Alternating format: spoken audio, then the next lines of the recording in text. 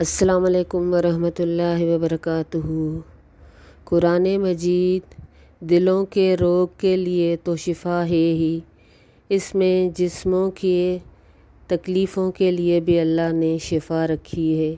ایک آدمی رسول اللہ صلی اللہ علیہ وسلم کے پاس آتا ہے تو وہ کہتا ہے میرے بھائی کے پیٹ میں درد ہے۔ اللہ کے رسول نے فرمایا کہ اس کو شہد پلاؤ، قرآن میں آتا ہے شہد میں شفا ہے۔ وہ آدمی آتا ہے، کہتا ہے میرے بھائی کی تکلیف دور نہیں ہوتی۔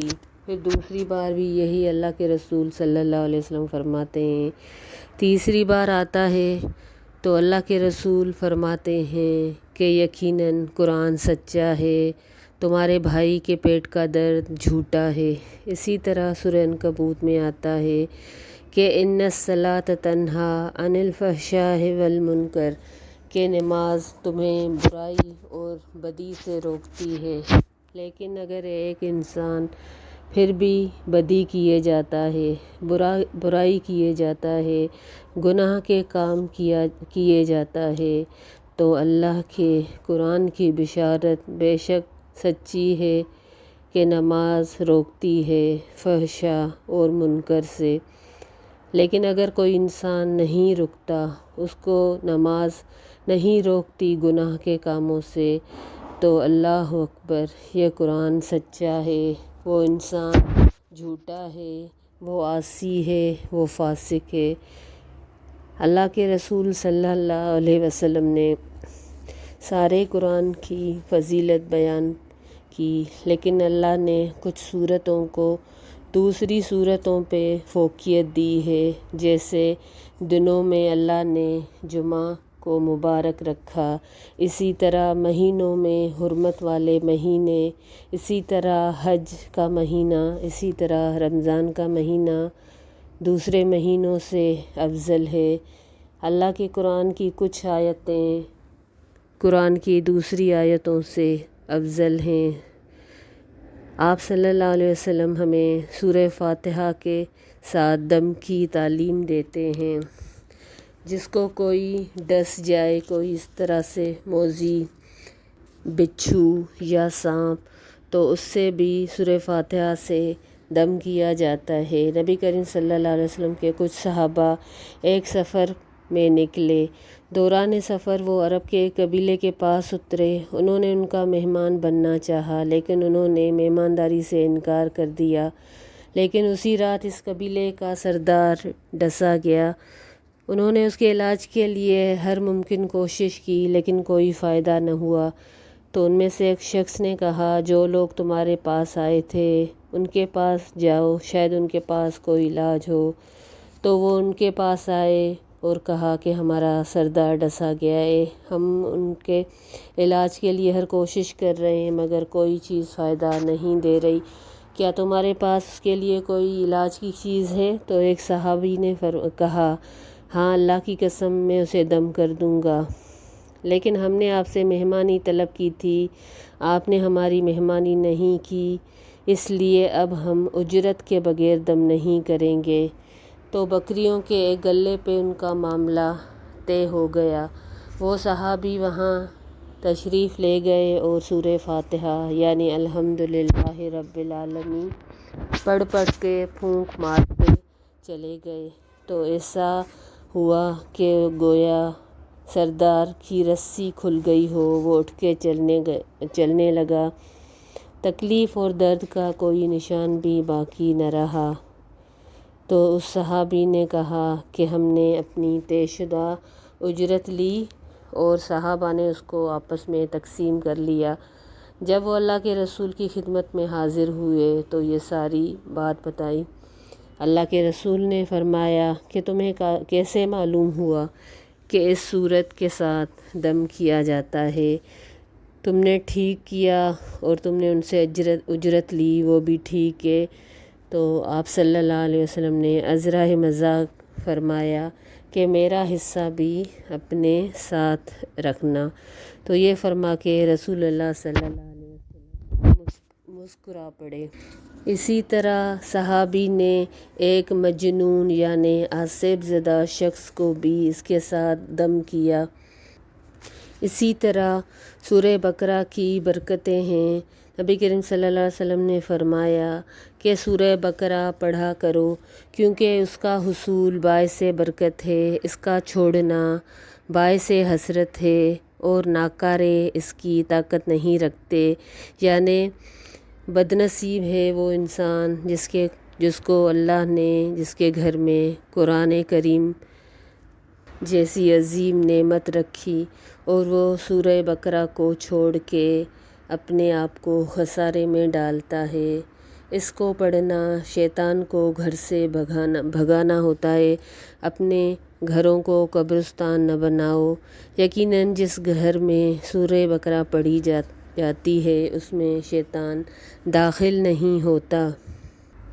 ایک صحابی بتاتے ہیں کہ ایک بار نبی کریم صلی اللہ علیہ وسلم نے رمضان کے مہینے میں مجھے زکوٰۃ کے سامان کی حفاظت کی ذمہ داری سونپی، تو رات کو ایک شخص میرے پاس آیا اور میرا غلہ اٹھا کے بھرنے لگا اپنی بوریوں میں، تو میں نے اس کو پکڑ لیا۔ تو اس نے کہا کہ اگر تم مجھے چھوڑ دو تو میں تمہیں ایک چیز بتاتا ہوں کہ جب تم اپنے بستر پہ آؤ تو آیت الکرسی پڑھو، ایسا کرنے سے یقیناً اللہ تعالیٰ کی طرف سے تم پر ایک محافظ مقرر کیا جائے گا اور صبح ہونے تک شیطان تمہارے قریب نہ آئے گا۔ تو یہ بات سن کر نبی کریم صلی اللہ علیہ وسلم نے فرمایا کہ وہ جھوٹا تھا لیکن تجھ سے بات سچی کر گیا، وہ شیطان تھا۔ اور یہ بات ایسے بھی بیان کی جاتی ہے کہ شیطان کو جب پکڑا تو اس نے کہا، تو شیطان سے پوچھا کہ ہمیں تم سے کون سی چیز محفوظ رکھے گی؟ تو اس نے کہا سورہ بقرہ سے آیت الکرسی پڑھتے رہو، یعنی سورہ بقرہ کا آخری حصہ آمن الرسول، آخری رکوع اور آیت الکرسی۔ جب تم اسے صبح پڑھو گے تو شام تک محفوظ کیے جاؤ گے، شام میں پڑھو گے تو صبح تک ہم سے محفوظ کیے جاؤ گے۔ تو اس پر بھی نبی کریم صلی اللہ علیہ وسلم نے یہ فرمایا کہ وہ خبیث شیطان تھا لیکن بات اس نے سچی کی۔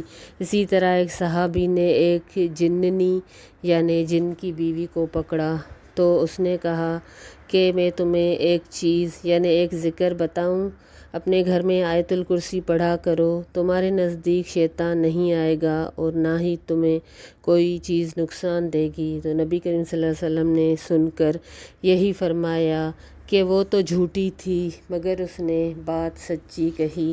اس سے یہ پتہ چلتا ہے کہ رات کو اگر ہم آیت الکرسی پڑھیں تو اللہ کی طرف سے ایک محافظ مقرر کیا جاتا ہے اور صبح تک شیطان ہمارے قریب نہیں آتا۔ اسی طرح اگر صبح کے ٹائم پڑھیں گے تو شام تک ہم شیطان سے محفوظ رکھیں گے، اور اس کا گھر میں پڑھنا شیطان اور دوسری چیزوں یعنی جو نقصان پہنچاتی ہیں ان سے ہمیں دور رکھتا ہے۔ اسی طرح اللہ کے رسول نے فرمایا کہ ہر فرض نماز کے بعد جو سورہ آیت الکرسی پڑھے گا تو وہ آئندہ نماز تک اللہ تعالیٰ کی ذمہ داری میں ہوتا ہے، اور دوسری حدیث میں آتا ہے کہ اب اس کو جنت میں جانے سے کوئی بھی نہیں روک سکتا مگر یہ کہ موت، یعنی مرنے تک وہ دنیا میں ہے، صرف مرنے کی دیر ہوگی اور وہ جنت میں داخل ہو جائے گا۔ اسی طرح جس نے رات کو سورہ بقرہ کی آخری 2 آیتیں یعنی آخری رکوع پڑھا تو اس کو وہ رات میں کفایت کر جائیں گی۔ نبی کریم صلی اللہ علیہ وسلم نے فرمایا جس شخص نے رات کو سورہ بقرہ کی آخری 2 آیتیں پڑھیں وہ اس کے لیے کفایت کر گئیں، یعنی اس کو کافی ہو جائیں گی، ہر برائی سے کفایت کر جائیں گی، شیطان کے شر سے کفایت کر جائیں گی، جنوں اور انسانوں کے شر سے کفایت کر جائیں گی۔ اسی طرح نبی کریم صلی اللہ علیہ وسلم فرماتے ہیں کہ آسمانوں اور زمین کی تخلیق سے 2000 سال پہلے اللہ نے ایک کتاب تحریر فرمائی اور اس میں 2 ایسی آیتیں نازل فرمائی پھر ان کے ساتھ سورہ بقرہ کو ختم فرمایا، اور ایسا ممکن نہیں کہ یہ دونوں کسی گھر میں 3 راتیں پڑھی جائیں اور پھر شیطان ان کے قریب آئے۔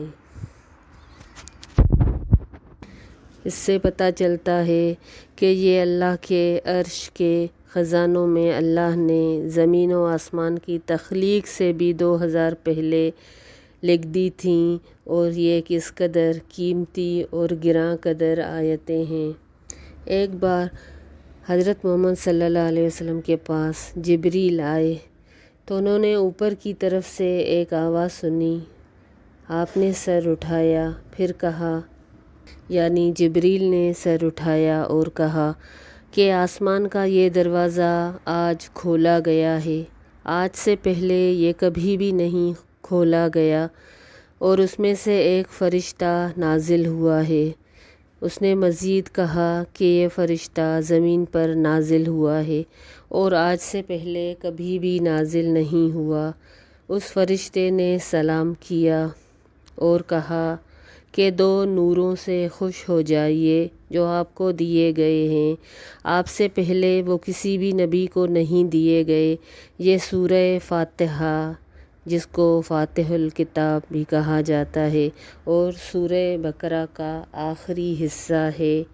آپ ان میں سے کوئی حرف بھی نہیں پڑھیں گے مگر وہ دیے جائیں گے، یعنی ان دونوں میں ذکر کردہ ہر دعا میں سے ایک دعا اللہ تعالیٰ قبول فرمائیں گے۔ یعنی سورہ فاتحہ میں ہم مانگتے ہیں اللہ سے کہ اللہ ہمیں ہدایت دے، اللہ ہماری مدد کر، تو اللہ تعالیٰ ہماری دعائیں قبول کرتے ہیں۔ مزید ہم کہتے ہیں کہ ہمیں ان لوگوں میں نہ کر جن پر تیرا غضب نازل ہوا یا جن سے تو ناراض ہوا، ہمیں ان لوگوں کا راستہ دکھا جن سے تو راضی ہوا، جن کو تو نے نعمتیں دیں۔ تو یہ اللہ تعالیٰ ساری دعائیں ہماری قبول فرماتے ہیں۔ اس کے علاوہ سورہ بقرہ کے آخری حصے میں ہم اللہ سے دعا کرتے ہیں کہ اے اللہ، ہمیں ہمارے نفس سے زیادہ تکلیف نہیں دیجیے، یعنی جتنی ہم میں طاقت ہے ہم سے وہی کام لیجیے۔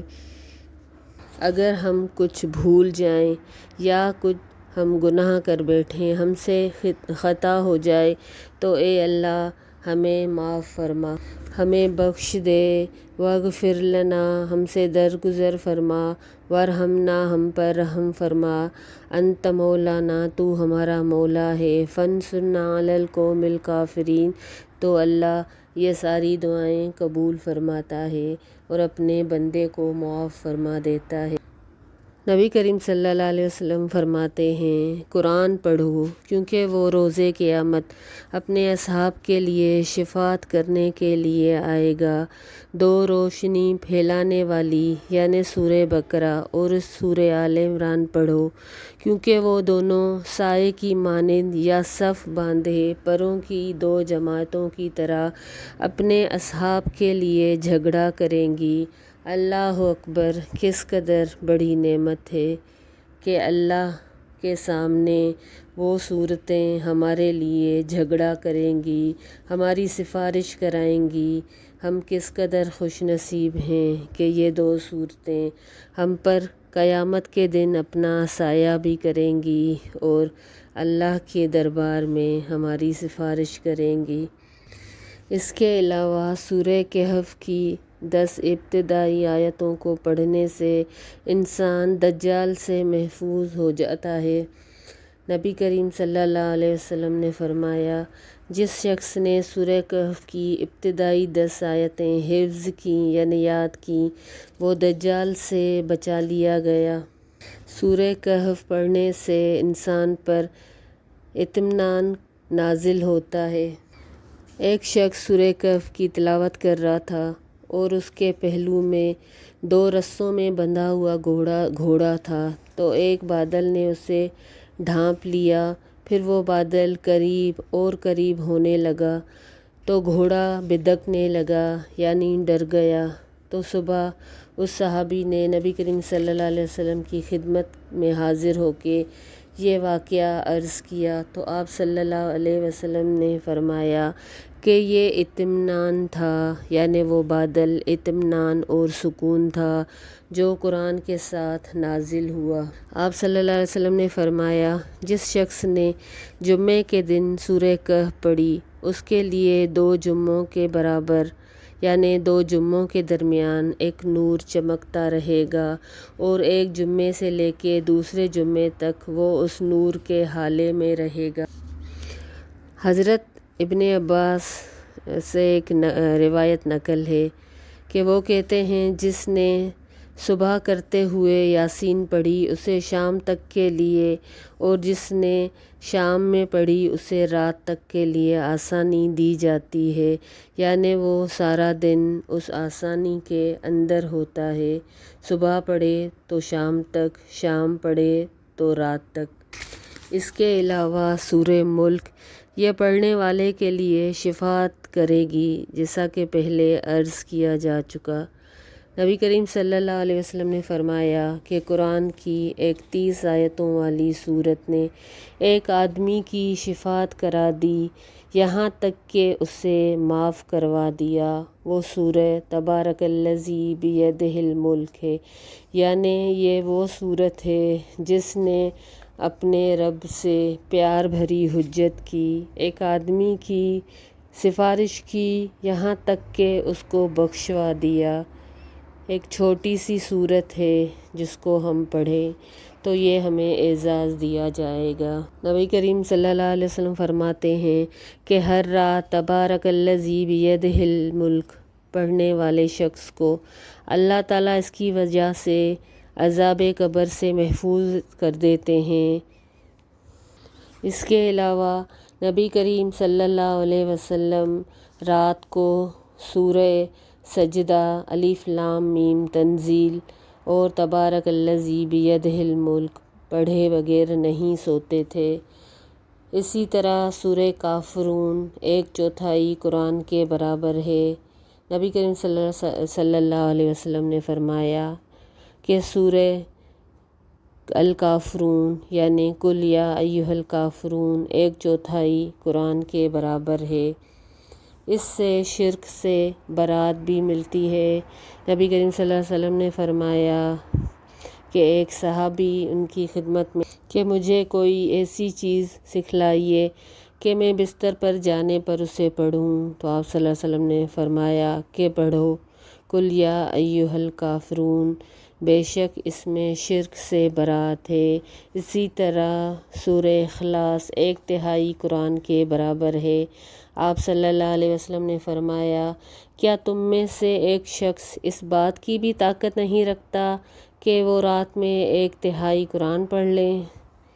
تو صحابہ کہتے ہیں کہ 1/3 قرآن ہم کیسے پڑھیں، یہ تو ہم پہ بہت بھاری ہو جائے گا۔ تو آپ صلی اللہ علیہ وسلم نے فرمایا قل ھو اللہ احد 1/3 یعنی 1/3 قرآن کے برابر ہے۔ ایک شخص ہمیشہ نماز پڑھاتا تو اس کے ساتھ سورہ اخلاص بھی تلاوت کرتا، اس کے بعد رکوع کرتا۔ جب وہ لوگ واپس آئے تو اس بات کا نبی کریم صلی اللہ علیہ وسلم سے ذکر کیا، تو آپ صلی اللہ علیہ وسلم نے پوچھا کہ اس سے کہو کہ وہ اس طرح کیوں کرتا ہے۔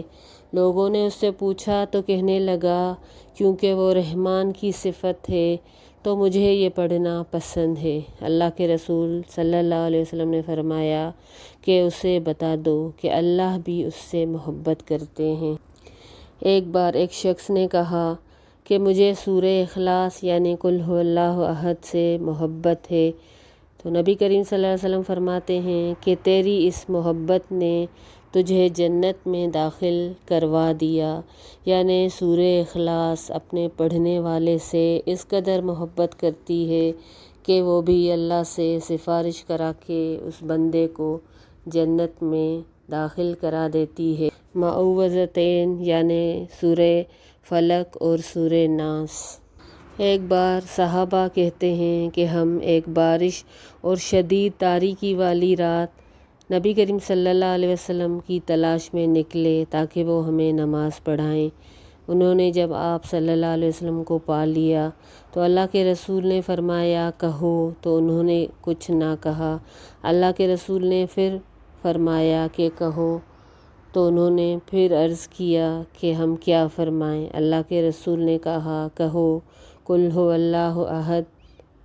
جب تم شام کرو اور صبح کرو تو قل هو اللہ احد اور معوذتین 3 مرتبہ پڑھو۔ ایسا کرنا تمہیں ہر چیز سے کفایت کر جائے گا۔ آپ سے گزارش کی جاتی ہے کہ قرآن کی ان صورتوں کو، ان آیتوں کو اپنی زندگی کا لازمی حصہ بنائیے اور اپنے رب کے فضل کو پائیے۔ آپ سے گزارش کی جاتی ہے